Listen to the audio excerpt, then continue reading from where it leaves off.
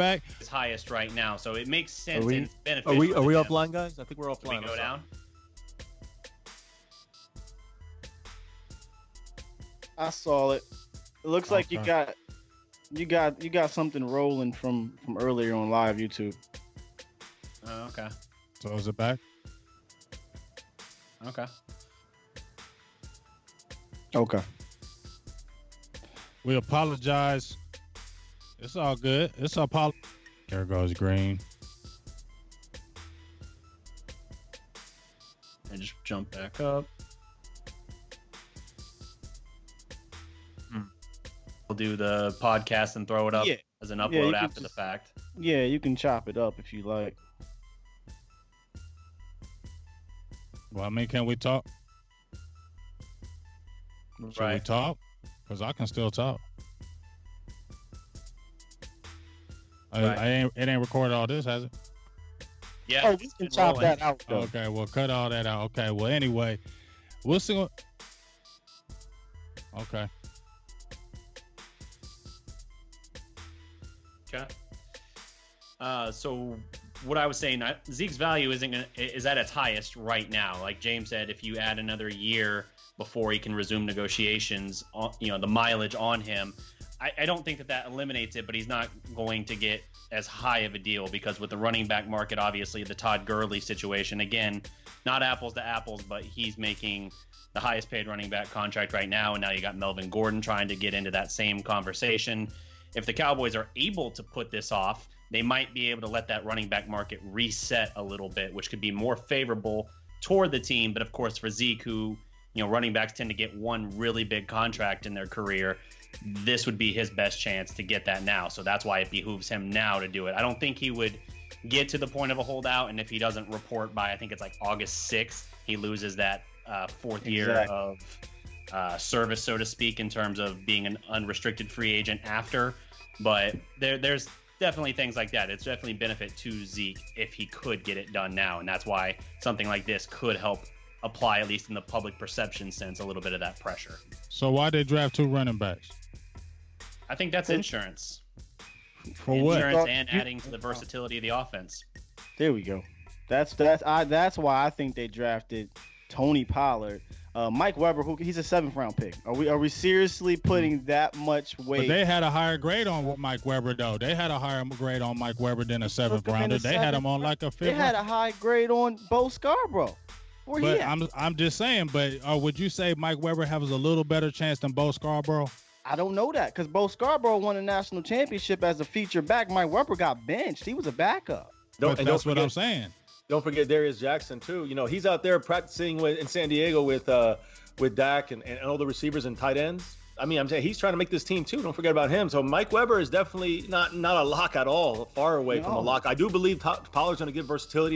He's a Kellen Moore player. Almost going to be used in that maybe the replacement of Tavon Austin. I don't know. We'll see. But yeah, I just wanted to throw that in there real quick. Sorry. If they wanted to draft Zeke Insurance, they would have drafted David Singletary or somebody in the second round or third, or not in the second round. I don't think they wait to the third round to draft Insurance. I think they would have took a running back with the first pick. If they took a running back with the first pick, then we need to start panicking about Zeke not being around, in my opinion. Well, yeah, they didn't have a first round pick. So if they had gone running back in the second round instead of like Tristan Hill and addressing the defensive tackle position or any of the other main positions we were looking at, then yeah, that would really signal for sure that they were already kind of setting things up for a potentially post Zeke, I would think, because you don't expend a second round pick. I mean, you look at the Rams situation for the Gurley insurance. They spent on the other Memphis running back, Daryl. Why am I blanking on his last name? But they expended, Henderson. I think. What is it? I think it was Daryl Henderson from Memphis. Henderson, yes. They expended a second round pick on him. I mean, that's a high investment for a year after you just gave Gurley the richest running back contract in the league right now. So and I think it's either 40 or 45 million guaranteed to Gurley. So that's significant, and yeah, that reeks of insurance policy on their point. So if we had done that, I would be forced to think the same. Okay, well, you know what? I feel y'all. So everybody's in agreement that Zeke's gonna get a second contract for sure. That's where we're in agreement. Yeah, I think that's where it's going. I have no worries about that. Okay, so If Zeke is, okay, well, I'm gonna just focus on that. I'm gonna say still keep watch, because you never know. That's all I'm saying, because everything somebody says it's a guarantee, you just never know in this business, and anything can happen. So just keep your eyes on it. I'm not advocating it, but just still continue to keep your eyes on it. And I still think they got insurance. Big game. I'm sorry, I didn't mean to interrupt, but I do. No, you good. Interrupt me. You can cut me off. A big part of this is how this season really is going to determine. I think what they're going to do. If you're going to work him to the bone, then you start reading a little bit deeper into that stuff. So yeah, I think it's going to determine how we use him this year. A lot of things are going to come to light at the end of this season, whether or not we're going to try to kind of have other guys in there to kind of. Yeah, but if the Cowboys manage his workload a little more carefully, and you're seeing him, get a significant reduced amount of snaps or being used in more control, and by that obviously even 5 or 6 snaps I would say is pretty significant. Reduced, right. Reduced. Right. So I mean, let's Pollard see how that plays those. out, because to me there's a big difference between Zeke running the ball 25 plus times pretty much every single game, or running closer to 20. And don't forget touches too. I mean, touches as well. That's big. Yeah, so touches you get hit too. Oh, well, I feel y'all. I feel you. Like I said, full speed ahead with Zeke. Hey, ho, donation, 199. Donation. I love them donations, and I always got to give them shout out. Skeptical fan with donation. So, you know what I'm saying? There you go.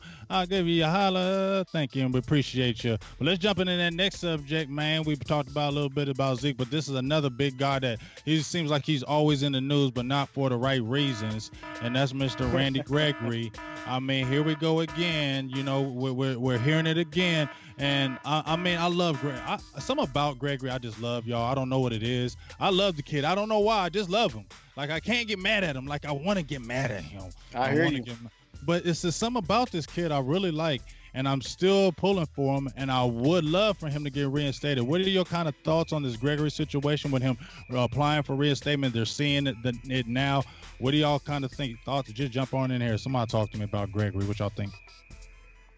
I mean, to me, when it comes to Gregory, something about him, it's like that kid who keeps messing up, but you kind of know it's not all his fault. And it's like you keep wanting to give him a chance. You know what I mean? It's like he has a lot of talent potential. You want to keep giving him chances, even though you keep seeing him mess up, and you still want to be mad at him for that. And it's frustrating because, we were talking about this a little earlier behind the scenes, but we were really counting on him when we drafted him, and to not have him when we needed him hurt us, but the Cowboys had to adjust, and now we're in a position where he is a bonus piece. So to have him back would be a huge thing for us as the Cowboys. And again, just like on a personal level, I want to see Randy Gregory succeed, just because I feel like he's just been constantly beaten down, and you see him making an effort to come back and do his best. So if he can come back and have an impact on this team, which I think he can, even better for us. Yeah, I mean, I'm with you on that. Bonus piece is the key thing here. Again, luckily we have guys that came through in a rotational situation there at the defensive end. So I feel good about what we have right now. And not even thinking about Randy Gregory, but imagine him on this team, another piece like this, a rusher, almost like you have Quinn for that kind of stuff there too. But man, you got so many different weapons. Again, to me, he's really a bonus piece. I could not really count on him, but he's there. You use him, right? I think that when it comes to the reasons why he's being suspended, which is just for marijuana, he still broke the rules, which is still, he has to follow those. Obviously, it's weed.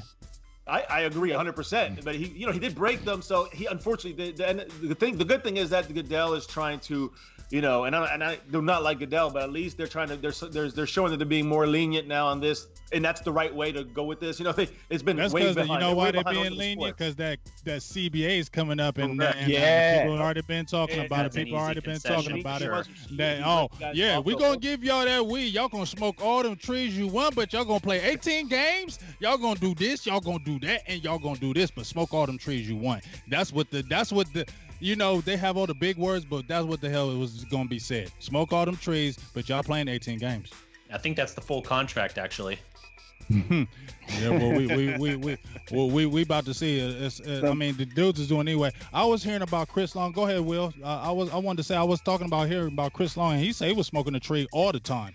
He was saying they knew when it was coming. Like it was like one test a year, and they all knew it was coming. So when you was failing it, like people like, how are you failing this test when it's like one time a year? Like that's a problem. But with this situation, to me, with Gregory, it's beyond that. But I don't know. It's like I don't know if he's going to get reinstated. If he does, great. I'm not. To me, with Randy Gregory, it's a luxury now. Before, I used to get mad because I was like, man, we need him. But now it's like, okay, we got the Mighty Quinn. We got Dorrance Armstrong Jr. You still got Talk on the phone. You don't know what's going to happen with that. You got Jalen Jux. So I just wrote that article. Let's be real, OG. You feel a little better because we got the Mighty Quinn. Okay? Hell yeah! I prayed for that. I'm with.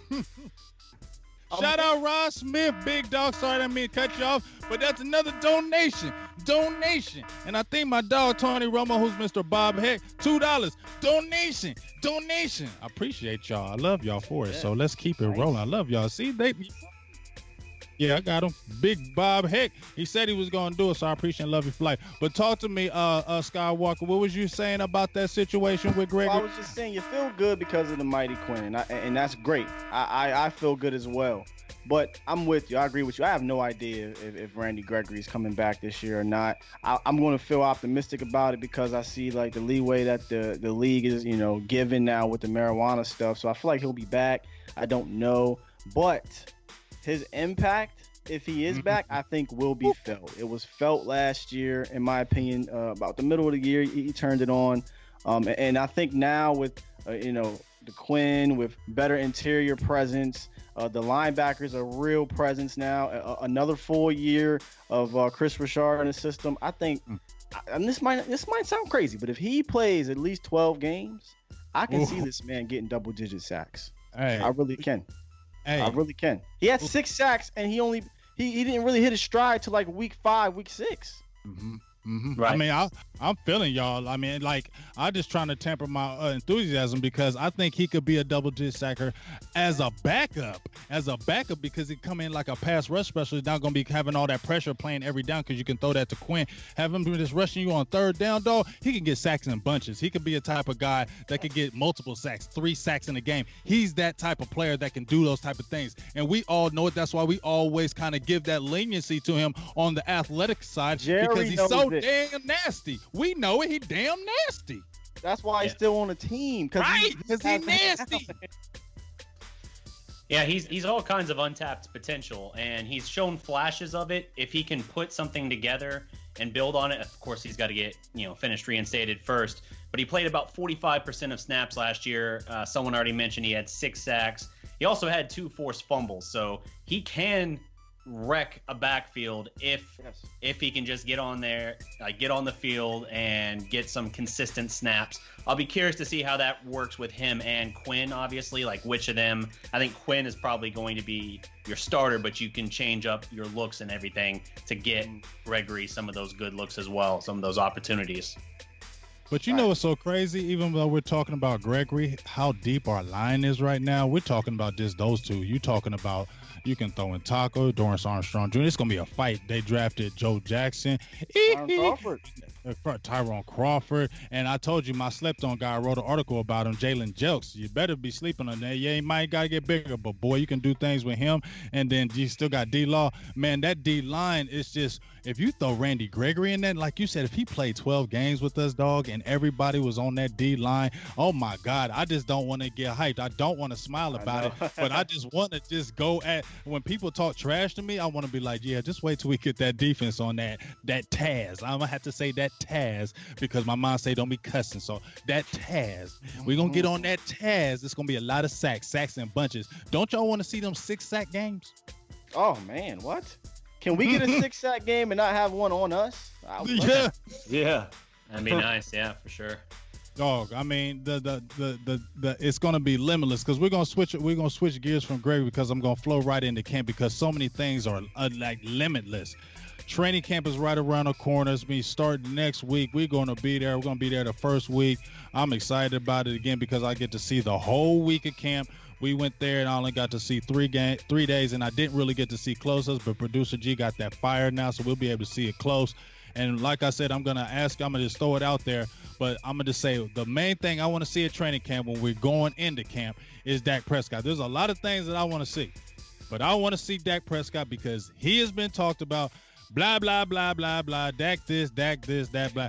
I want him to shut everybody up. I don't care. Look good. Just shut everybody up. But I want to see, what everybody's talking about.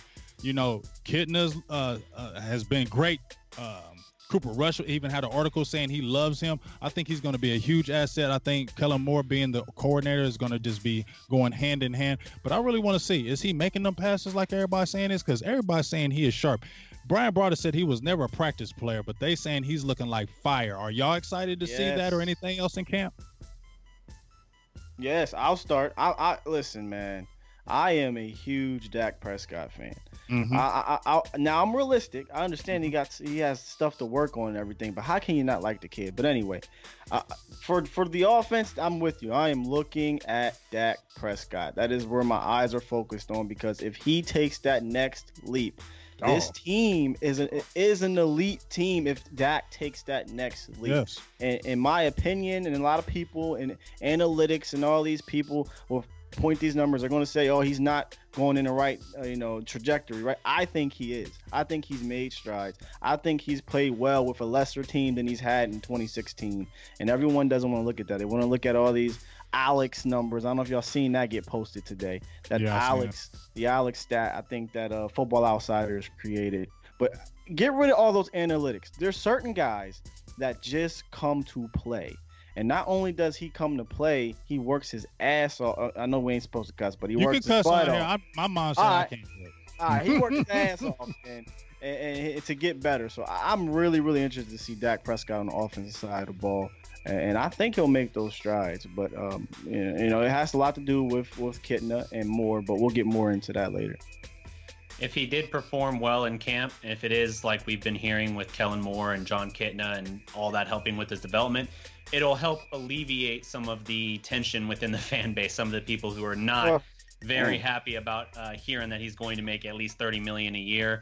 I understand why people are frustrated about that, but it's in part just the way of the league at this point. If you have a quality quarterback, quality being even just a top half of the league quarterback, and that's even if you put Dak right at like 15, you're going to be paying big numbers to keep them. Yeah, exactly. And so if that's what you're looking at, if Dak can have a strong training camp and preseason, that'll do quite a bit to alleviate some of that anxiety, because if he struggles, if he looks like the past where, he's not a good practice player, those voices are going to get deafening with people freaking out, because Dak's already said he's not really wanting to hear about giving a hometown discount. So that would just ratchet that tension up even further. But I tend to think that he's going to have a good camp.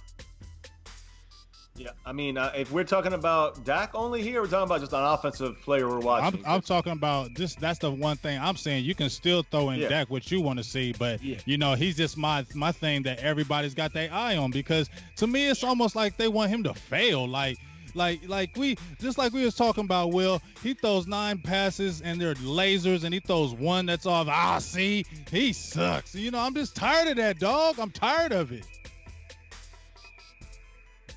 Oh, shout out to Bob. Yeah. That's my dog. Bob Heck. Donation. But I'm on fire. We on fire. I told you it was gonna be fire. Producer G George. We had to get the kinks out. My Cowboys family, talk about what do y'all like in camp? What do y'all like about Dak? Talk to me. I don't give a heck. Listen, you guys made great points about Dak. No doubt about that. Dak is somebody that we have to see where he's at, and he will take this to the next level. As prospects said, Dak is going to be able to take this, alleviate other players, the pressure that might come with their situation. But to me, the guy I'm watching, and maybe you guys, I don't know if you agree or not on this, but it's Travis Frederick. I want to make sure this guy's on the field out there. Yeah. He is a Super Bowl difference maker, in my opinion. Mm-hmm. He helps Connor Williams to the left.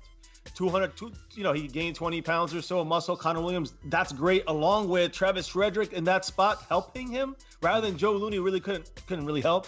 So also alleviating the pressure from Zach Martin, also not having to worry about picking up whatever Looney didn't get. Looney did great, but he's still the backup. Travis Frederick's a difference maker on this offensive line, hence Dak Prescott, hence Amari Cooper, hence Ezekiel Elliott. And this is where I think that he's the difference maker of this season, Super Bowl or short of one. If it's the coaches do their job, I'm talking about Kellen Moore. We'll get into that later. But if these guys do their job, I think Travis Frederick could be make or break. I want to see him. If I see him on that field hitting guys, pads on, that's what I need to see. I need to see him, and then being at that level he was. It's, out there is great, but he's got to make sure he can. The stamina is there, the strength is there, the power. We know the brain is there. So hey, we just gotta see it happen. That's what I'm watching. Yeah. This training camp on offense, baby. No, that's a great point. I agree. Thank you, man. For me, honestly, I'm going to keep it short and sweet, but Pollard, again, not just for what I think that he's going to be able to do on offense, but special teams specifically. I'm really hoping him and Tavon Austin. Tavon Austin a little less so just because I think he's going to get hurt, but that's a different story.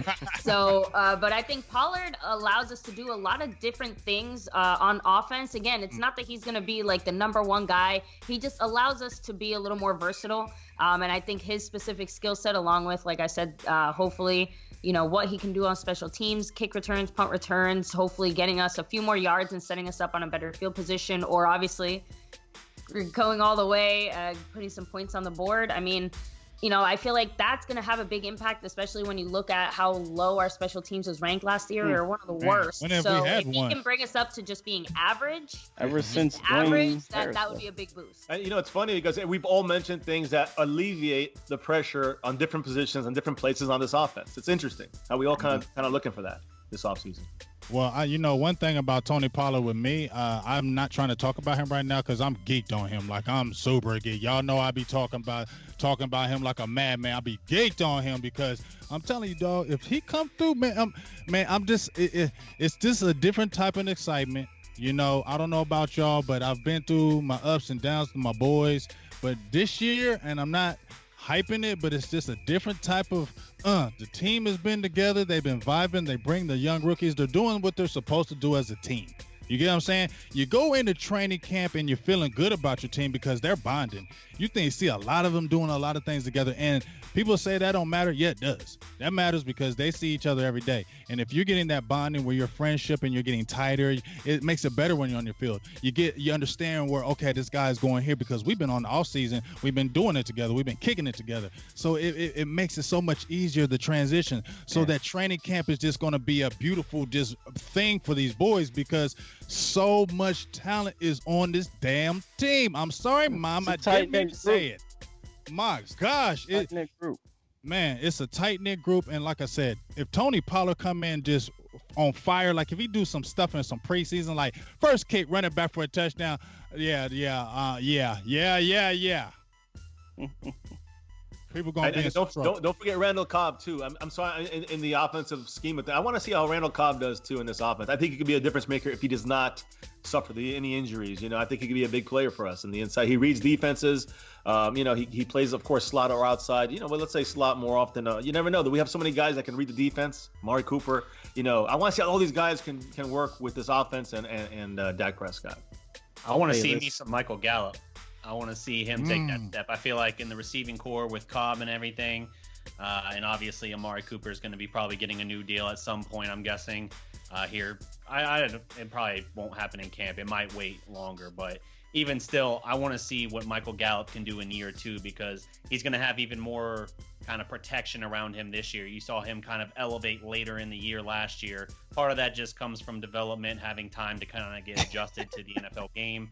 And part of that came from obviously the addition of Amari Cooper. You couldn't guard him the same way because of the attention having to placate to Amari Cooper. So now you're going to add in a Randall Cobb. Now you're going to add in other weapons like Pollard. I think Gallup could have a breakout year as well. And you know what's so crazy about what we're all talking about? Remember back in the day when we were talking about, we couldn't talk about nobody. We had to get excited about Terrence Williams. Yep. Well, remember we was getting excited about Bryce Butler. Remember we was getting excited about Deontay Thompson, his speed.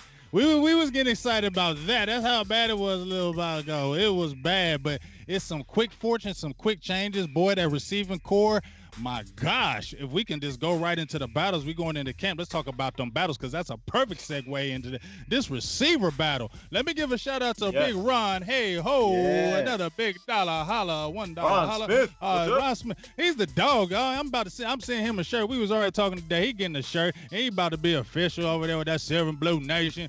Big Yang James on over there. He gonna have it on the chest bones. So he gonna be wearing that for us. But let's talk about these battles and these receivers, dog. Y'all, I'm excited. You talked about Randall Cobb, Michael Gallup, Cooper. Let's not talk about all them backups. Tavon Austin, you might not make the team. Noah Brown, you might not make the team. Allen Hurns, you might not make the team. You rookies, y'all might not. Man, this is crazy, dog. Are y'all excited about that? Look at these battles, man. You don't know who gonna be on this team. I didn't even mention what's his Devin Smith. I mean, your boy Reggie Cobb, I think. Godspeed.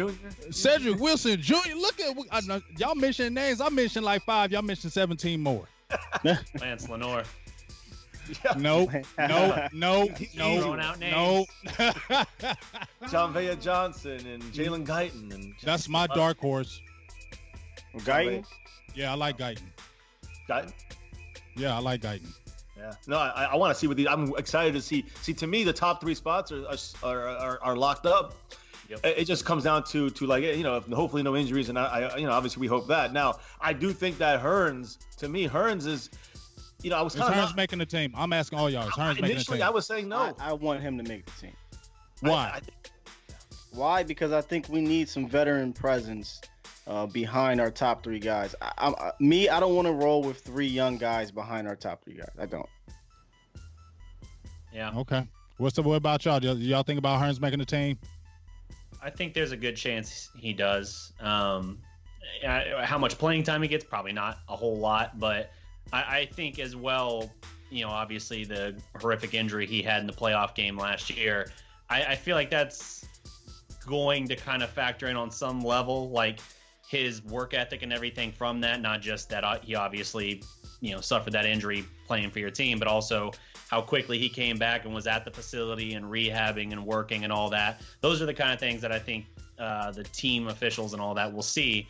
And I think it will have a little bit of an extra impact because you can have a guy come back from an injury, but if he's not there every day working and kind of putting it in front of your face, it doesn't have the same impact. It doesn't have the same pull as, Hurns doing it the way he did. So I think that will play in, and I do think the veteran leadership element will also kind of put it over the top. What do y'all think? Y'all think Hurns makes the team?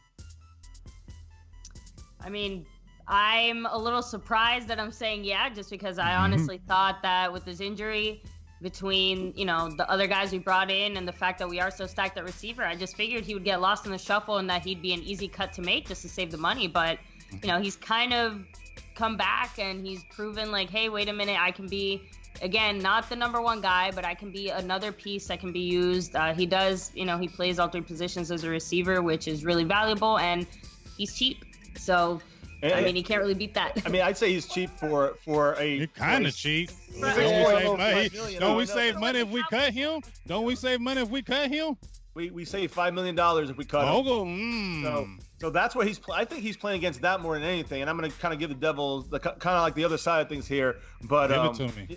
Yeah, just saying that if you cut him, you open up that $5 million. Can you get someone like Matt Bryant, kicker?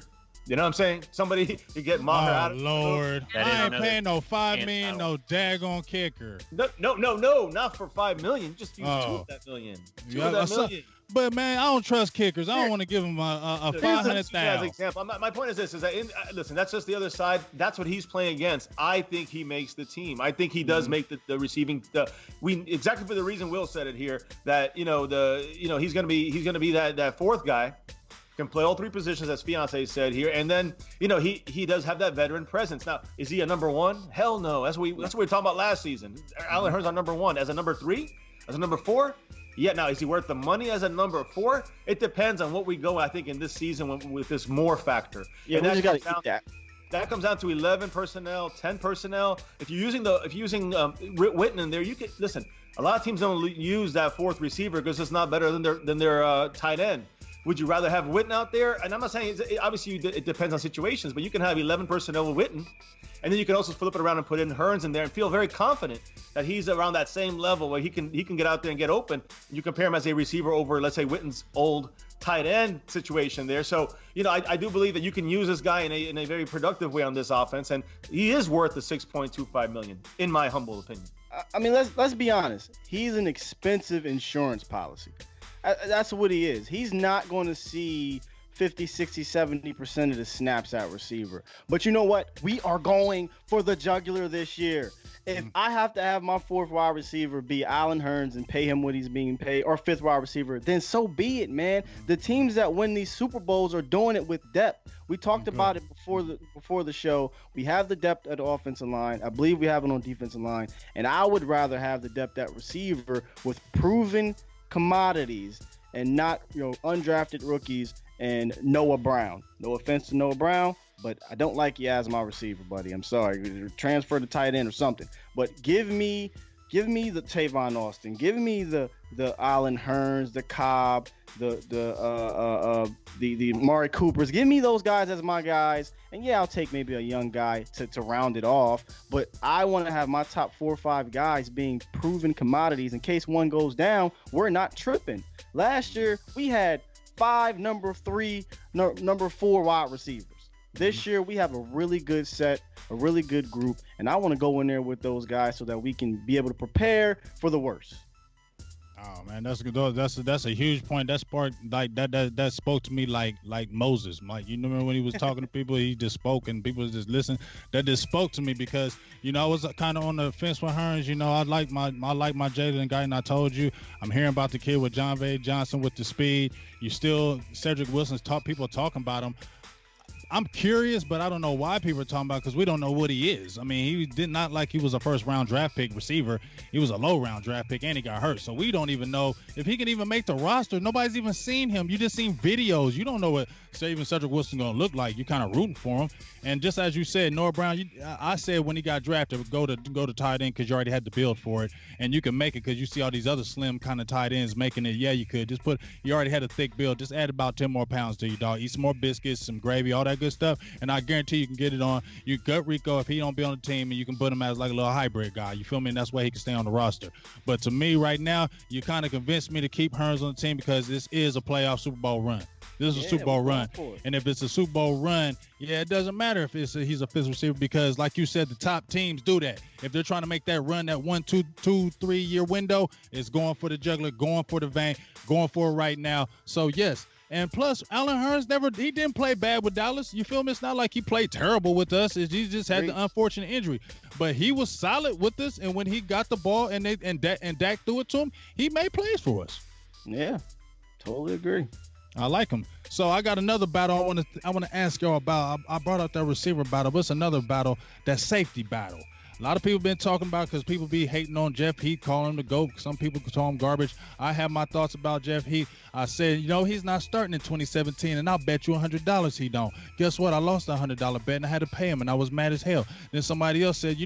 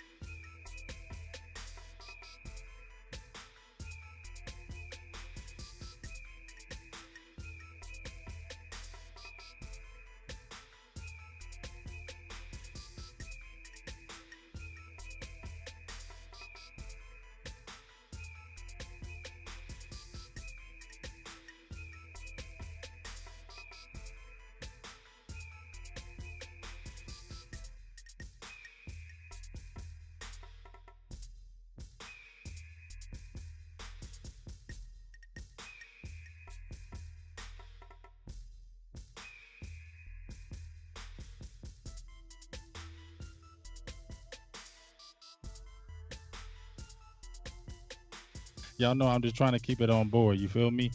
But yeah. Well, can you hear us, producer G? I don't know. Okay. Can y'all hear us? Let us know. Let us know if you can hear y'all us. hear us on the round table. We apologize about that. It's nothing but Murphy's Law. It ain't There nothing we but go.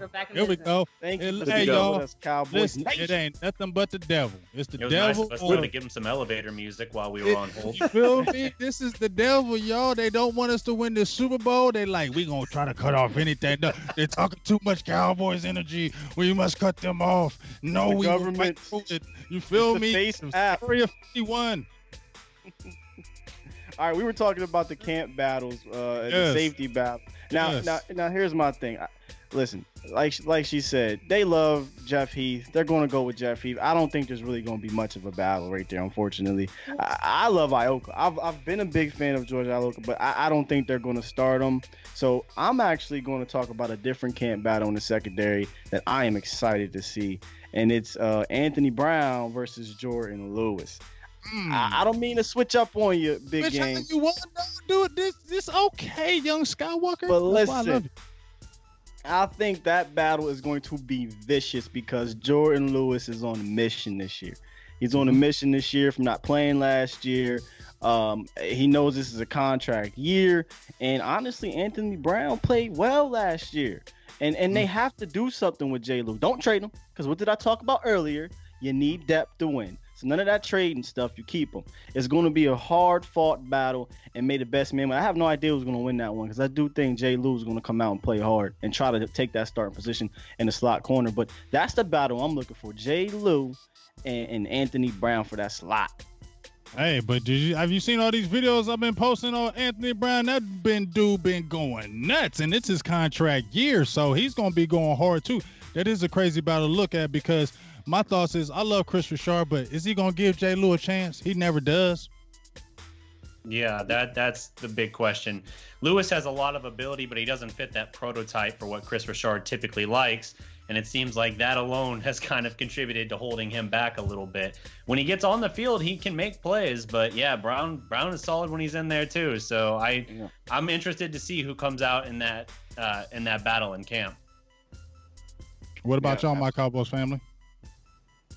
I mean, again, I agree. I'm definitely on the same page there. For me, I'm trying to think, because again, the biggest thing about Richard is we never really understood, like, is it just a size? Is it just a talent thing? Is it like a scheme thing? Because, you know, we've seen him occasionally use Jordan Lewis, and Jordan Lewis shown a few flashes. So if it really just comes down to like a size thing, then, you know, I feel like Jordan Lewis, you know, like, exactly. So if it's almost like he never even stood a chance, and it's a little frustrating, because then what, you know, how exactly does he fit on our secondary then? Like, not even on a battle with Anthony Brown, but just like overall, like what is the plan with Jordan Lewis then? But specifically there, I think Anthony Brown has surprisingly been stepping it up a little bit there. So yeah, I mean, no, Anthony Brown, I think, is going to be the guy that wins this battle, if there is one, because of the reasons mentioned here. Size, you just can't grow anymore. You know, Jordan's now. I love his aggressive. I love the way he plays. I love the the kind of like the way he kind of can fight through defenders and get to the ball. I think Richard might use him like in that specialist kind of way, kind of putting him in against, when you go up against the Saints and you got Kamara, you kind of shadow him on certain plays and that kind of stuff. Now, I do think that going in that same vein, I'm going to switch it up a little bit. Michael Jackson, that's right. I think Michael Jackson has I want to see how he does, because that might determine contracts for next year. You got a lot of guys on, Byron Jones. Yep. You just mentioned Anthony Brown. I mean, you never know where these guys are going to fall when you're looking at that, Michael Jackson, his progression. With I'm gonna say that every time. I can't help it. I know. Number 33. He's got to change that number though. They got to change that number. He can't stay at 33. That's Tony Dorsett. Yeah, that's always kind of weird. Cheeto did it last year. I mean, his rookie year, and it was just like weird looking at that. I wanted him to take it off. That's Tony D. It's like that should not be allowed. I mean, you ain't wearing no 22s around there. You feel me? You ain't wearing no type of. And Tony Dorsett was a dog, so that kind of bothers me. Like, they need to expand the numbers somehow, some kind of way, because it shouldn't be because we run out of numbers, you just get Tony Dorsett's number. That's just not right to me. It's just for camp. You know they're not gonna give it to him. I don't care. Just him watching it, wearing it, it just hurts me because I'm old school. Come on now, Skywalker. I was there watching Tony D. Now that's personal in my bones. I love Emmitt Smith, but Tony D is my favorite running back with the Cowboys. That's just my personal opinion, and don't you try to fight me on it. Anyway, no fight. Anyway, so here's another battle right quick. Y'all been thinking about this one? Backup QB. Do we get one, or are we rolling with Redhead or Mike White? What's going on, y'all, with this backup QB situation? Help me, talk to me, please. There's a situation. We have a backup QB. That's how I'm looking at it. Listen, brother, if that go down, the season's over. So y'all have at it. I'm not even going to sit here and argue with you about Cooper Rush and Mike White. Go ahead. I can't disagree. I do think that with these guys, there's nothing going to be shown in this. I hope to see something in this preseason, but I kind of more tend to agree, and I don't really like to agree with Brian Brodus and all that, but he's saying that the backup is not on this roster. It could be. I was hoping, again, I know I talked about this last time, I was hoping we get someone like a Blake Bortles before he got signed for $1 million with the Rams, and I just think that he would have been a guy that could have held it together for a couple of games. I don't think these other guys can. So that's what bothers me. I think it's been bad planning the whole time. I don't know. I think we needed somebody, and I'm saying, there's a couple other guys out there still, but they're just almost as bad as what we have now. So what happened? What happened to the Tony Romo plan where we had a veteran backup, where we had John Kitna, Brad Johnson? We tried that 1 year with Kyle Orton. What happened? You know what happened to that plan? 2016 happened. The Cowboys got a little bit too lucky with Dak Prescott and the way he worked out, and I feel like they got a little too confident with Dak being as healthy as he is and other things that they feel like they can take a chance of having Cooper Rush or Mike White be their backup, even for the little bit of time that they were. I mean, that was a huge risk. We got lucky that they didn't have to take over last year, and I hope that that talk is right, that we do at least bring in somebody, because I don't feel confident having either one of these guys be our backup. Not as of right now. Yeah, for sure. Well, hey, another donation. Hey ho, Ron Smith is going holla, another one and another one. $2 hollers. I'd love to holla. Keep hollering at them and keep donating. And shout out to everybody that's in the show. I'm sorry if I haven't got everybody's names, but so many in here. I love all y'all. Meticulous Cowboy, Producer G, Andrew Rodriguez, Zachary Nations, Tom McCowan, Kerry Teagle, Chris Danzler. There's so many. Willie Stover. What's up with you, big dog? Sorry if I haven't got about shout out to everybody. Michelle Chezik. Yeah, anybody who y'all know in there, give them a shout outs. I'm sorry there's so many names going so fast. It's kind of crazy, and I don't want to keep everybody up at night because, people got to go to work. I understand that, so I don't want to keep all y'all. But, hey, you know what? With this QB battle, I like Mike White, okay? I'm going to be first to tell y'all. I don't think he's ready, but I still like him. There's something about Mike White that I like. I'm sorry. I thought he was a good addition when they drafted him in the 5th round. I thought if you could get a good veteran behind Dak and then keep grooming a Mike White, that's okay. I like that. I don't like Cooper Rush. I'm sorry. I don't like him at all. I told you, redheads don't win. And I said that the reason why I'm going to still jump on Jason Garrett's team because I'm trying to be nothing but positivity. But I know, hey, no redheads, but I just haven't seen him win a championship ever. And that's all I'm saying. So this my thing. So you Cooper Rush, I just don't think you're going to do it. And I feel like we should have really went and got there, figured it out, and got Teddy Bridgewater. That's just my guy I like. Yeah, you could have got a boy. I like Bridgewater. I think he would have been a great fit. As far as the team, you got a Kitna in the fold. As far as your a quarterbacks coach, I think he'd be a great fit. I think you still maybe need to find a veteran because, as you said, Luke Scott. I always call you Luke. Why I got Luke in my head? Am I thinking about dirty things? Anyway, young Skywalker, my dog. As you said before, backup quarterback is scary. If Dak Prescott goes down, like when Tony Romo broke that collarbone, dog, you might as well just pack it up because it's a wrap. The thing with the Bridgewater pick, if that had come down, what did he end up going for as far as what the Saints gave up for him? A 3rd round, yeah. So if you did a 3rd rounder, you're giving. I mean, we already didn't have a 1st rounder because of the Amari Cooper trade. True story. Yeah, so you wouldn't have McGovern at that point. You don't trade. I don't believe you give up a 3rd rounder for him in our situation. I think we did the right thing holding off. I thought he was going to go for a lot lower than that. Right. So with that being the case, I don't think the backup quarterback is on this team right now. I agree. I think Mike White could be a backup quarterback, but needs more time. I don't really believe in Cooper Rush as a long-term backup option. I think that's just the best we got right this minute on the roster. Mm-hmm. But yeah, as much as Bridgewater would have been an intriguing guy to pick up for what he went for, it just wasn't a practical move for us.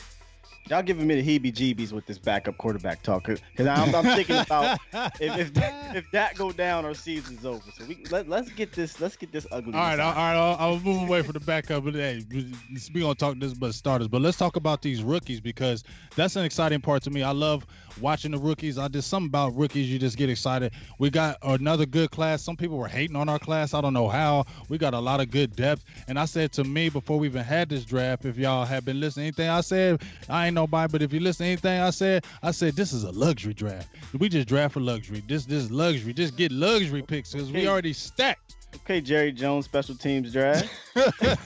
I'm just saying this is a luxury draft. So when you look at the players, especially our rookies, second rounder, Tristan Hill, you get Connor McGovern, you get Pollard. You got a lot of good depth on the roster. Who excites y'all? Who's the number one rookie excites y'all? And do you think he's going to make an impact on the team? I'm curious to see. I mean, we've been talking about Pollard already, so I'm going to pivot and I'm going to talk about Tristan Hill a little bit. I'm curious to see what he's able to do in his first year, because we this kind of goes with the other camp battle topic we didn't get into. The 3-tech defensive tackle spot's pretty stacked right now. Obviously, you're going to have Malik Collins. If he can stay healthy, that's your entrenched guy right now, probably your favorite. You also then have Tyron Crawford, probably going to move back in, getting some snaps there. Tristan Hill, and then you still got Anton Woods. So there's a lot to figure out in that Covington sense. Too. Do what? Harry Hyder Jr. Oh, yeah. Covington, Harry Hyder Jr. can slide in there. They got a lot of, man, it's crazy in there. Yep. So that's an interesting battle, but I am interested in seeing, obviously being our first pick that we got in the draft as a second round. I am curious to see what Tristan Hill's able to bring in his rookie year. I'd like to see him get a little bit of burn and get some push in the middle of that line for us. Well, let me ask you this, DDP. Do you think he ends up being like a starter maybe toward the end of the year? Or do you think they just kind of, the way Ron Marinelli rotates his guys, he's just kind of going to be in that rotation and maybe in a high rotation? I think it's going to be the latter, probably. Again, it's so crowded at that position right now that I think he'll be an effective guy within that rotation. Might even get more burn in that rotation than some of the other guys, but I don't think he'll be necessarily by end of season like the presumed starter there. But I would say going into next year, that would become the expectation for sure. Mm-hmm. Especially with Malik Collins having his contract, and I don't think he gets re-signed. Exactly. As much as I like Malik Collins. I just feel like that's the reason why they got Hill. So if Malik Collins has another good year, he's going to want money, and you slide that guy right on in there, and you don't miss a beat. What about you, Ill Will? What rookie are you kind of looking at? Do you think is going to make an impact this season? I try to get cute with it. I try to say, maybe one of those undrafted guys, or maybe Connor McGovern. I can't, man. I just got to go straight to it. Tony Pollard, man. And I'm probably still in the thunder from my Cowboys family over there. But that's all right. Tony Pollard is my guy, man. Here's why. As y'all stated earlier, he is a Kellen Moore pick, right? And in my opinion, I don't think Kellen Moore is coming into this year as stubborn as Scott Linehan was. And I don't even want to get into Scott. But I think Kellen Moore is going to use his weapons, his gadget players, his whatever, even though he's not really a gadget player. So I can see Tony Pollard registering over 125 touches this year, because I think he's going to get the ball moving laterally, catching out the backfield, handoffs, all types of stuff being used as, in my opinion, the best true change of pace back we've had, including Lance Dunbar, which isn't saying much. Yeah, but right. I think he's the best change of pace back, and I'm excited for him to see how he operates under Kellen Moore. And I think he can be very impactful, because I've been clamoring for a guy like this opposite of Zeke, because you can't bring in a Rod Smith after Zeke. You can't bring in a Alfred Morris after Zeke, because they don't intimidate the team. They don't intimidate the defense. You bring in an electric player like Tony Pollard, now that defense is on its heels. And if they, for 1 second, don't make the right cut, the right read, he's gone. Tony Pollard, ladies and gentlemen. Watch out. Yeah, my Cowboys family, y'all talk to me. I mean, again, obviously, I have to say Pollard. It's okay. Talk you about him. guys said, I gush over him every time y'all mention him. I'm just really excited. One thing I will kind of add to it is I do think that Tony Pollard was our first like Kellen Moore kind of draft pick. Yeah. Like you can really see the influence Kellen Moore had in the timing of the draft and specifically getting him over some of the other positions that we could have gotten there. So that to me is exciting just because hopefully it speaks to, the role that Kellen Moore will have in the offense overall, not just with Pollard, but obviously like the big picture wise, using him properly, using the rest of these guys. So, but yeah, Pollard. Yeah, I mean look, Pollard is the most dynamic for sure, without question. I mean, I agree. But I like Michael Jackson, as I said. I think Donovan Wilson is interesting. Donovan Wilson is an interesting guy to keep an eye on with Chris Richard's defense and Joe Jackson and all that. But I truly think that Tristan Hill. I agree with Prospect again. A lot of things he's saying is I agree 100%. And with his, I think that he might not be the starter at the end of the year, but I think he might get, because he can play both. Kind of, he can play that behind Antoine Woods and kind of relieve him at times. He might get a little more playing time towards the end of the year. I mean, this is on the kind of going out on a limb kind of thing. But I'm just saying that hey, you never know. You might see him getting more, or at least maybe closer percentage of snaps. Let's say trying to get him, especially at the end of the year when maybe hopefully things are a little bit cleared up. Maybe I'm thinking about this season as being very, very good season. So I'm thinking that we're going to be in good shape, and maybe you'll see more Tristan Hill. Try to get some of these other guys maybe resting, and more Tristan Hill getting more of that experience.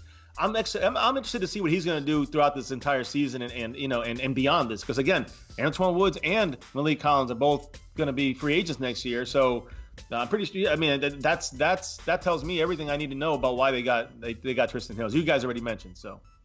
Well, I'll touch on that what DDP said earlier about Tristan Hill. I actually think by default he will be the starter at the end of the year, and it has nothing to do with Malik not being good. It has everything to do with one, I think Tristan Hill is that good, but two, what does Malik Collins do every single year? He gets hurt. And I think he'll miss a game or two, and I think maybe more. He'll get dinged up, and I think Tristan Hill will take advantage of that, man. Tristan Hill, with his talent, being coached by Rob Marinelli, oh my God. I mean, he is the prototypical 3-tech, and the only reason he didn't go in the first round was because he had disagreements with his head coaches or his coaches at his school. So, I mean, Tristan Hill is an amazing physical freak. It's just a matter of actually him getting the tick, which I think he's going to get, and he'll show out, man. I think he'll show out. I think when you're talking about that, what the funny thing is how we're talking about Kellen Moore and Tony Pollard, how he was his pick, that was his pick. When you talk about Tristan Hill, I feel like that was Ron Marinelli's pick. That was Ron Marinelli's right? guy. You know what I'm saying? Because when I watched that, when Ron Marinelli, when he was going through they were having videos of him. He was working out people. He worked out Jared Willis. Those guys, people were talking about, hey, we might get Willis. But I remember, and I'm not calling it, but I just remember when I seen him work out Tristan Hill, and Tristan Hill was hitting them damn bags like that. Excuse me, Mom, I did it again. And when he was hitting them bags like that, and you could hear Marinelli behind him like, oh yeah, okay, yeah, I like that. You hear Ron Marinelli behind him like that, he getting him. He's picking him. He left him there like, I like him. And you see how he's kind of took him under his wing. He's all around him. He's coaching him. Go watch this guy.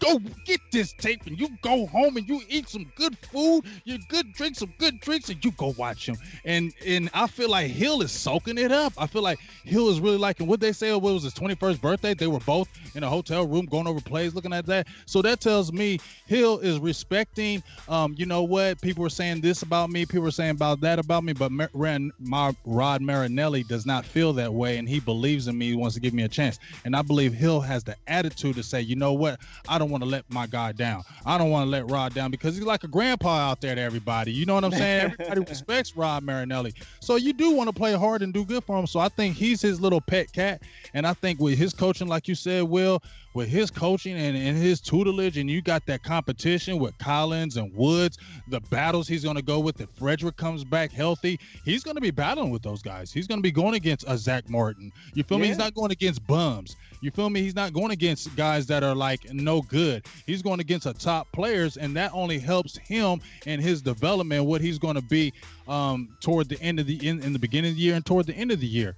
I don't know what happened. I think it's about this for Tristan Hill. It's about this for Tristan Hill more than it is his physicalness. It's all about up here in his mind. If he can be mature, and come in and not be, having spats with his coaches, I think he'll be fine. I want to address Hawk and VA, I believe, who said, they said the same thing about Tapper with Rod Marinelli coaching him, and let's pump the brakes. Listen, you're absolutely right. We can pump the brakes, but listen, Tapper and Tristan Hill are not the same. Okay, Tristan Hill has first-round talent. Tristan Hill didn't have that opportunity his last year, and he had issues, mentally with maturity. Tapper was not that good. I'm not saying he's not a good player, but he wasn't as good as Tristan Hill. Also, he had a heart condition, man. I mean, he couldn't stay because he had a heart condition. So we can't sit here and say, they're the same. Said the same thing about Tapper. Tapper is a different player, different circumstances than Tristan Hill. Hey, and I'm gonna tell you a quick thing about Tapper. I said if he got cut with Dallas, he ain't gonna play no more football. And he's hanging on the very thread. He didn't y'all read the story about him? How he didn't even like football for half his life, and his mom was kind of making him. So that right there tells me there was a story. I read it. Trust me, I was hyping Tapper, and then I said no way he's gonna get cut because I read the story how when he was growing up, they really didn't even like football, and that his mom was kind of pushing him, and he kind of dedicated after that. So I coach youth football, and I know if a kid don't really like it and your parents is pushing them, they quit. And so it just seemed like, Tapper really wasn't that guy. Tristan Hill could be that guy. You feel me? Yes.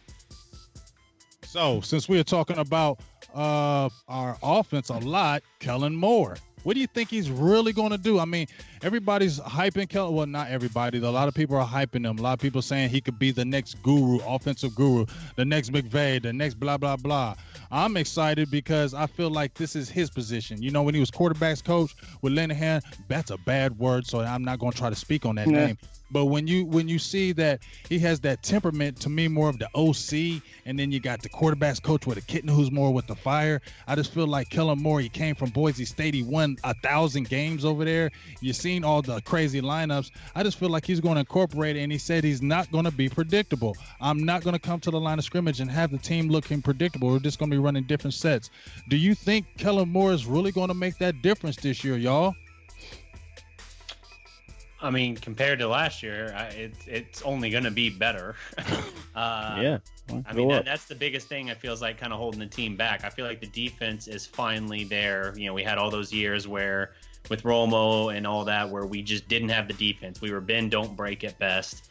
And now it feels like we have the defense. Now we just have to, I feel like, take some of the restraints off of the offense. Let Dak play to his strength. That comes with Kellen Moore. And the play calling, don't be so insanely conservative sometimes where you get a lead in the second half and just try and abandon everything for just run. If you can do that, then I think you're going to open things up. And obviously with the wealth of talent I think they have on that side of the ball as well, that's going to allow for a lot more explosive plays this year, which will change the perception completely. What's your thoughts, Will, on your boy Kellen Moore? When Moore first got hired as quarterbacks coach last year, I was not happy with that. I thoroughly believe we need to have an experienced guy. You can't have your quarterback coaching a guy who's played more than the quarterbacks coach and knows more and seen more than the quarterbacks coach, right? I didn't think that made sense. And a lot of people kept saying, well, what's the difference with him being offense coordinator and a quarterback? It's a huge difference. The guy is designing plays for an entire offense for 11 guys on the field and really more than that, the backups too. And he's calling plays. He's getting in a rhythm. It's completely different than coaching technique to a guy that honestly has seen and done way more than you ever have. I mean, literally. So I was up in the air with it when he got hired, but then the more and more you've seen how smart he was. You've seen those John Gruden. When he sat down and he, he's going over plays, you're reading things about him, and honestly, I'm coming around to it. I'm cautiously optimistic, but I'm coming around to it because you can't get worse than the guy that shall not be named. You can't get worse than that. You absolutely can't get. He was stubborn. He wouldn't listen to his players. He wouldn't adjust. He was just a mean old grump. Get off my lawn, right? What we're hearing about Kellen Moore is he wants to work with the players. He wants to use these guys to the best of their abilities. He's not trying to fit square pegs into round holes. So for me, that gives me some excitement. I don't know where it's going to lead to yet because we haven't seen it. So asking me this question in about 3 months and I got a better answer for you. I feel you. Hey, $10 holla from Mr. Todd McGowan. I feel you, dog. It's a lot of hollering going on. Yeah. Donation. I love it. I love saying that. It makes me think about coming to America every time I say it. Maybe that's why I say it so much. I just get excited. Donation. So we appreciate you, Mr. Todd McGowan, and everybody who's donated to the nation today. We appreciate everybody who's been in the comments. Sorry I haven't got it to everybody, but shout out all love to everybody. We love you for life. We appreciate you. My Cowboys family, because we're about to get off of here. I don't want to keep y'all too much longer, but my Cowboys family, what do you think about Kellen Moore? I mean, I heard from Will, I heard from DDP. It's what y'all feeling? Are y'all too? I mean, the way I see it, and I know this, look, I don't want to sound crazy. Sound crazy. Okay. No, I think that the way that Kellen Moore is kind of coming into the team as the offensive coordinator and all these other things, I feel like they're almost setting it up for him to take over Garrett's job if the Cowboys choose to do that. Just because Garrett came to this team in a very similar fashion where, he started off as, like a smaller position or something. Then he became offensive coordinator. I don't remember what it was now. Offensive, assistant. Yeah, like an offensive assistant or something. Then he became offensive coordinator. Then obviously he became head coach, and now here we are. So, but even with that aside, I just think that Kellen Moore has a lot of fresh, new ideas to bring to this team. Again, we saw how close even with freaking Scott Linehan, we made it to the playoffs. Okay? Even with him, we made it as far as we did. So I'm excited because I think that Kellen Moore has just enough. He could be that it factor that helps us make just the small adjustments that we need that I think could get us to that success. But honestly, I just don't think he could do any worse than, Scott Linehan. Yeah. So there you go. I mean, I think that should now be named. Yeah, he's a bad word. Shame on you. Lord Voldemort. I did not. I think that Kellen, we have to wait to see what he's going to do. I love what the players. Listen, when the defense is talking about him, and the OT and the mini camp and OTAs and all that stuff, and they're saying that they're constantly coming out with dressing things up differently. Everything is pointing towards fantastic direction. But my fear is the Garrett connection to this, honestly, and that's how much. Will he be controlling the offensive game plan, the scheme, the offensive kind of what is the philosophy? It's still Garrett, and so we're hoping that maybe he'll give a little more leeway and let Kellen Moore do his thing. That's our hope, but that's the fear I have. At the same time, it's not that Kellen Moore won't be able to be creative. It won't be that he will be able to figure things out. As will he be allowed to by Jason Garrett, and that is one of my fears in the situation. I do believe that Kellen Moore, I know I say he's going to be Sean McVay, all that stuff. That's just overhyped stuff. At least let him show it first. He hasn't even done a play yet in a week one NFL season yet. So let's see what happens. And, everything is going toward, the players love him on offense. The defense is kept on their toes. They're dressing up different things. And I like, when I hear, listen, I don't really watch too much NFL Network or ESPN, but when you hear some of these people that have been at camp year after year under Garrett's rule, and they keep seeing the same stale offense, and whoever was the coordinator is still this year they see something different. The people that are there, the people that are they see a different offense out there, and they're surprised, they're perked up about it. So it's going the right direction. Training camp, let's see it out there. They're just doing the installation right now, in OTAs and mini camp. Now we're going to see it really kind of completed here and finalized as we head into week one. And then that's where it's going to be, proven or not during preseason and into the regular season. And that's what I'm hoping for. All signs point to fantastic, and I'm looking forward to it. Cautiously optimistic. Great point there. Oh, well, yeah. I mean, I'm optimistic. I'm not going to even say cautiously. I just hope that Cowboys fans, that if we don't have a couple good games, I hope they don't just start saying, "Oh, I told you so, Kellen Moore sucks," because Cowboys fans quick to do that. You know what I'm saying? Quick to do that. Want to throw all in the towel. We scored 10 points this game. He's terrible. Like, come on, man. Like, you got to give this guy a chance. And to listen to all y'all, to your point, my Cowboys family, the Garrett factor. How much is Kellen Moore gonna have reign? You know what I'm saying? Like if it gets, how much control is he really going to have on offense? I think that's what I'm interested to see. Like I said, when I'm here at camp, I don't know how much is going to really be open, so you can really see the explosiveness what people have been talking about. Because hearing from the defense when they're talking about this offense, that is stressing them. It's stressing them that they haven't been stressed like that before.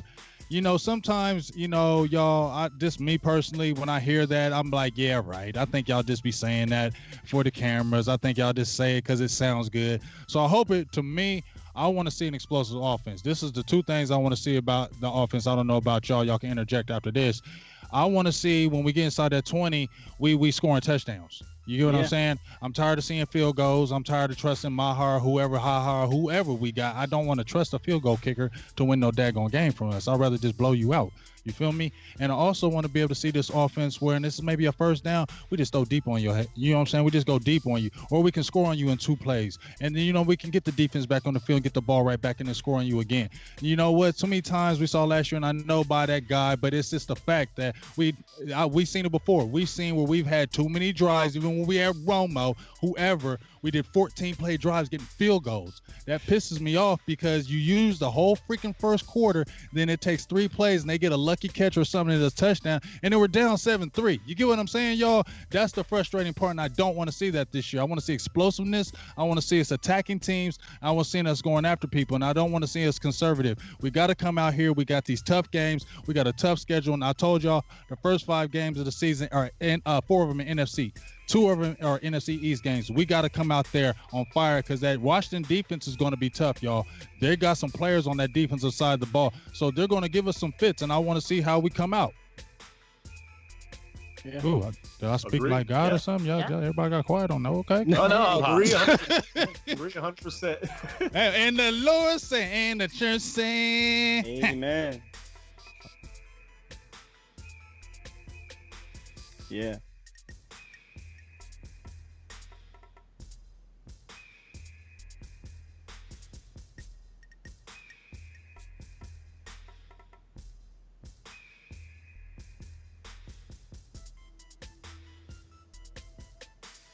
Lock his ass up in a room. No. No.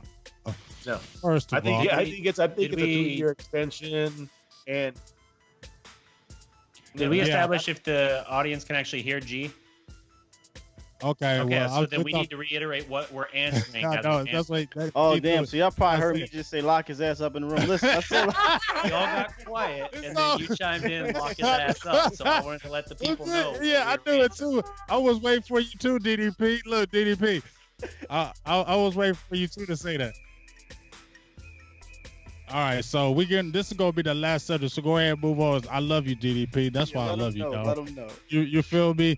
Jason Garrett, now my Cowboys family. Now, didn't we talk about this the last time I was on the show? That Jason Garrett, that Kellen Moore, when everybody's talking about Chris Richard being the next head coach, and you said it yourself too, that it could be more Kellen Moore. That this could be the setup if he has any kind of good season. If he has a fire season, and maybe some teams maybe try to come after him like they did with Garrett, would they be like pay him a lot more money, or would they say you just going to be the successor of the coach? Obviously it depends on how big of a risk Stephen Jones is willing to take. Are they willing to risk either? Because again, I don't think it's not like Jason Garrett's the hot commodity. It's not like everyone's saying, yeah, let's go sign Jason Garrett, right? I think they're going to look at this. They're going to look at the Super Bowl team and they're going to say, hey, Kellen Moore was a big factor here. He was the new thing added to this team that helped bring him here. So, and obviously he has the bigger future as well. So he would be a hot commodity, and I think the Cowboys should lock him up. If we do get it all the way to the Super Bowl, though, I think Richard is going to be one of those losses we're going to really feel. I think it's going to be hard for us to keep Richard if we get all the way to the Super Bowl. Yeah. Even without that, I think it's going to be hard to keep Richard next year because we know for a fact that he's been drawing a lot of attention. But I think I know you've spoken about this, and I don't want to take up too much of what you're going to say, but I do think that Garrett has a chance to stay on this team still and like you said, end up with like a 3-year contract because he could be kind of the coach for right now with this team. So I could see that happening as well. And the reason I say that if we do win the Super Bowl with Garrett is because, he has he's that player's coach, and Dak's kind of got, he's following, right. Dak's following Garrett, which then in turn the team follows Dak, which in turn follows, Garrett. So I do believe that, there is that possibility, but I do think that if there is that extra pressure, whether it's from Richard or Moore, and Richard, remember, he's still the defensive backs coach and passing game coordinator on defense. So maybe the promotion is defensive coordinator. I don't know if that's enough. Maybe, I don't know, but I don't know if that's enough for him to stay. The thing is that Kellen Moore, if he is that hot commodity, I mean, we've seen enough of Garrett with talented teams, or and come up. Maybe they're not going to be Super Bowl, but they've come up short. They haven't made the playoffs 3 years in a row with Romo and all. A lot of we had number 1 defense, I think, in 2011, and we had all these other types of years, and it's always been something we come up short.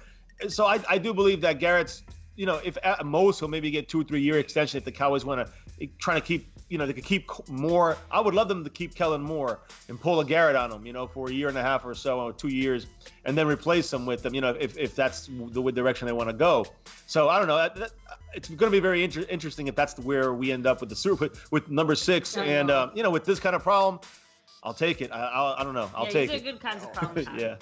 If you are able to win a Super Bowl this year, Garrett.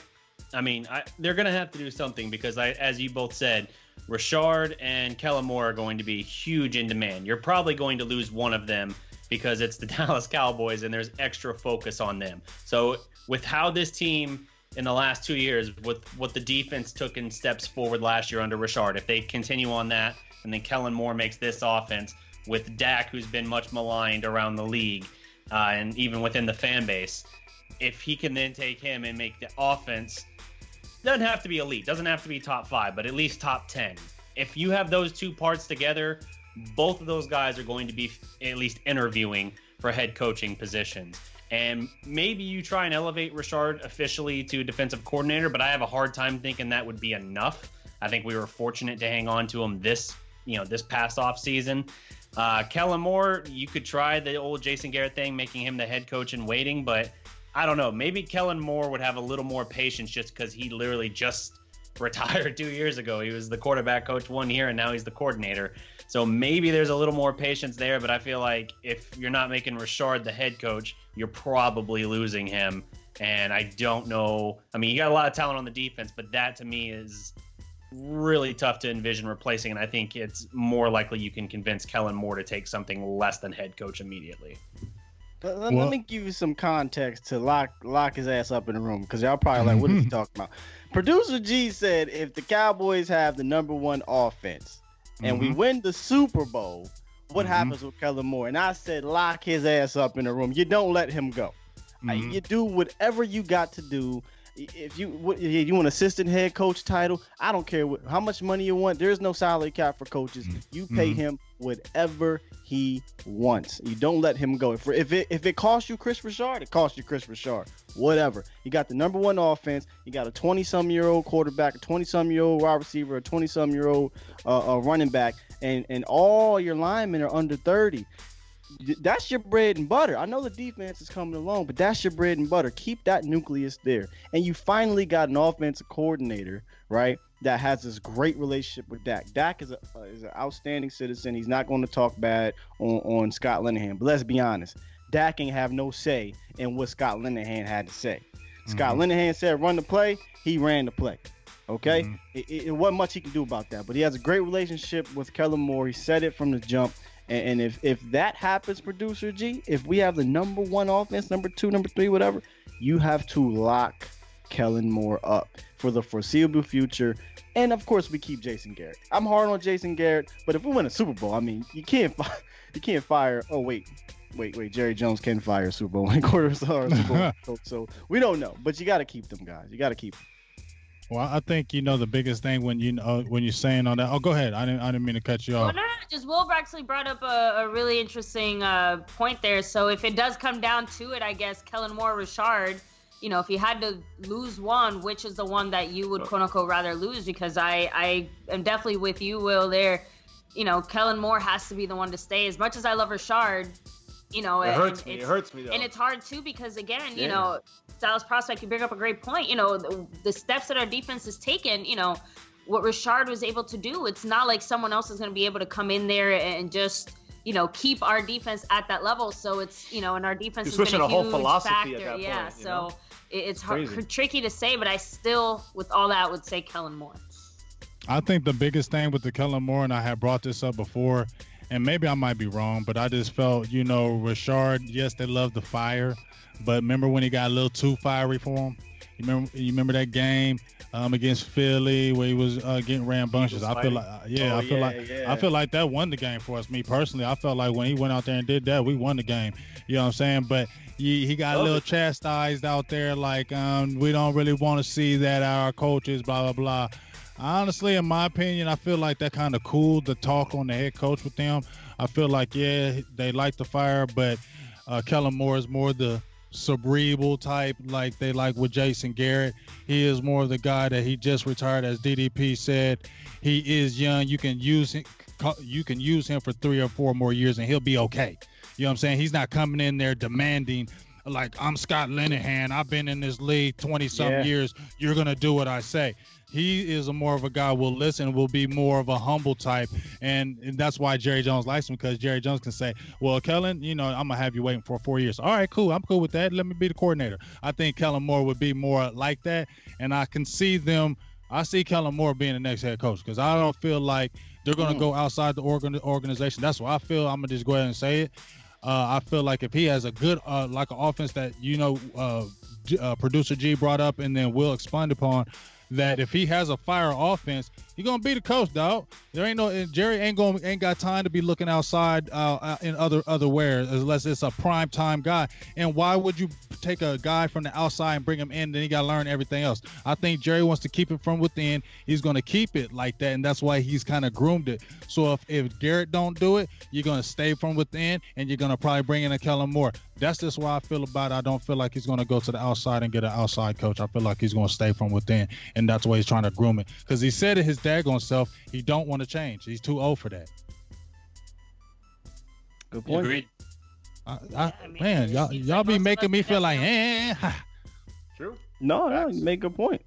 Point. I don't see him really going outside the organization at this point. His MO has been within. It's been within, or guys that he knows, aka Scott Linehan, his coaching staff knows, I should say. So yeah, agreed. Well, but I mean, the Cowboys, even with players and stuff, we talked about, Jeff Heath. They like him a little too much. It's like it's one of their guys, Jeff Heath. When it comes to head coach, it has to be one of their guys. She got beef with some Jeff Heath, don't she? We all talk about. She feel silly when they make Jeff Heath the next head coach. I just think the Cowboys like him a little too much. Probably be a damn good coach, honestly. I don't understand their love. Backup free safety. To me, here's the thing. We're about to end here, like I said. But the thing with me with Heath, he's always better off the bench. He was always fire when you could just bring him in. Like when we played against Green Bay and he had the 2 interceptions. He played when it's like when he's in limited action, he's so much better because he's going to get his draw shook off of him. When he's going to get in one-on-one space with a running back, his jockstrap going to get shook straight off. It happens every time. He's going to miss some tackles, dog. So the less he has to do that, the less he has to do that, the better. So I hope Ioka challenge him and they give him a chance, and we hopefully see. But as I said before, training camp is right around the corner, 10 days. I know we're excited. Like I said, I'm going to be down there. Producer G is already down there in Cali. I'm going to be down there. We're going to trying to get some of the best footage we can. He's got a banging camera, so we're going to get that close-up stuff. So we're going to just get that action. So the main thing that I say in my own eyes is it's all good that we hear from Brian Broaddus and all these other dudes, but I don't care. My eyes are good too. You get what I'm saying, y'all? My eyes are good too. So I feel like I can look at a player and be like, okay. And plus, I want everybody else to say it. I don't want to keep hearing from Brian Broaddus saying he looked good. I want to see it from my daggone self. You feel me? So that's what I'm getting excited for camp. DDP, we're going to jump off of here, but DDP, tell them where they can find you, everything you got going on, and then we'll jump down the line as we end this beautiful show. We appreciate everybody jumping in, the donations, the love, Cowboys love. It felt like California, but it felt like Cowboys love. So I got that today. DDP, tell me where they can find you. Sure thing. You can check out the channel, The Dallas Prospect. We talk Mavericks, Cowboys, whole bunch of other stuff. You can find my writing on either thedallasprospect.com or on Dallas Sports Fanatic. Do a bunch of articles there for Cowboys and Mavericks as well, and have had some of those get picked up on Bleacher Report. So sometimes they filter through there. But that's where you can find my work. Also check out the Facebook page and all that. And this is going to be fun. We're going to keep a lot of this stuff coming out now. Cowboys getting revved up. Mavericks looking good next year as well. So this will be fun. And for real, go over and check out that page, man. I mean, y'all know how you be killing with them Cowboys, but I'm telling you, he brought the Mavs back to life. You know how the Mavs came back to life with Luka? DDP brought the Mavs back to life, so you need to go over there and check out that Fire Mavs work. And he graciously enough allows me to write for the Dallas Prospect as well. Just had an article about Jalen Jelks. Check it out. So I appreciate the platform you have given me as well to be able to write and express myself in the Cowboys way, so I love it. For sure, man. Hey, man, your article has been shared like 600 times, 630 times. Yeah, it's pretty fire, so I appreciate that, dog. But my guy, Ill Will, Mr. Skywalker, and I ain't going to call you Luke because it must have went out my brain. I was just on some other stuff earlier today, so I'm sorry. I apologize for calling you Luke 15 times. So, Mr. Young Skywalker, tell everybody where they can find you, and I appreciate you. Hey, we ain't talked in forever, but I hit my dog up and was like, hey, dog, what's good, man? Jump on the show with me. He's like, OG, let's go. And when he called me OG, it was like, hey, it's going down. So tell them where they can find you, Ill Will. Hey, man, you can find me on Twitter @BecauseCowboys, okay? And we run a page on Facebook, Dallas Cowboys True Fans, okay? You can find us on there. And during the season, you can find our podcast show that me and Tony Ioso do, 2 Point Cowboys podcast. Is usually posted on the full press coverage Dallas Cowboys section, full press coverage. All right, so just make sure you hit us up on there, follow us, and we'll see you during the season. And make sure you follow all these guys. And because listen, I know, like he said, we ain't Brian Broaddus and we ain't the guys there, but I have so much respect for the bloggers and the podcasters and everything that put in the work like we do. We know what we're talking about. And we're entertaining. So it's fun and it's informative and it's fresh. And definitely check out all of us, man, because we give it a different perspective and we give it a fan's perspective. And we give it a real perspective. We ain't got Jerry Jones paying. Yes. Jerry Jones ain't paying us. You feel me? So we can say what the hell we want because he ain't telling us. He ain't got the gag on us like he have it on them. So he be like, well, I don't know if you can be saying that. You better take that back. But he ain't saying that to us, so we can go ahead and give our fire. You feel me? My Cowboys family, thank you again graciously. I said we was going to do it again, and I love y'all. When I actually tell y'all I love y'all, I really love y'all. Like, I love y'all vibe, the Cowboys news y'all bring. Please tell everybody where they can find you and the great work you do.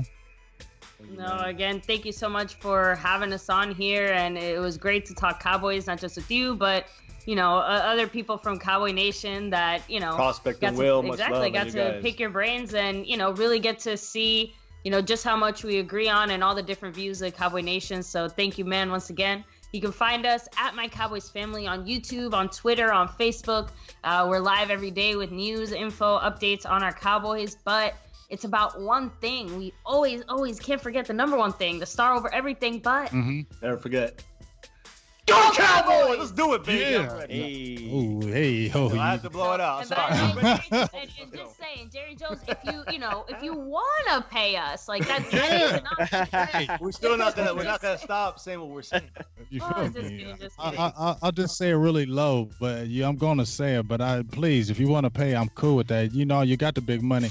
I mean, come on, dog. $100,000 ain't hurting you, big dog. I promise you it ain't. $100,000 ain't hurt this man. He could go ahead and donate to Silver&Blue Nation, Big Game James. Oh, y'all too, but I wouldn't get my cut. Hey, listen. Hey, but listen, I appreciate everybody who's on the show. Another $2 holla for Ron Smith. He been going nuts over today. I appreciate you, Ron. Love you for life. Give me that shirt so we're going to get you on that. But I want to tell y'all once again, I appreciate you, DDP, Will, Cowboys family, man. We're going to definitely do this again. I don't know if somebody asked me we're going to do it again. I will let y'all know. We'll definitely give you a heads up. But please go check out all these people. Please check out all of us because we really had that grind. I worked 8 hours a day. I got my kids and C's, jump right in here and talking Cowboys news and about to go to bed, do it again. You know what I'm saying? We grind for this. We love this. It's a passion that we do because we love our Cowboys. Is that not right, y'all? Yes, sir.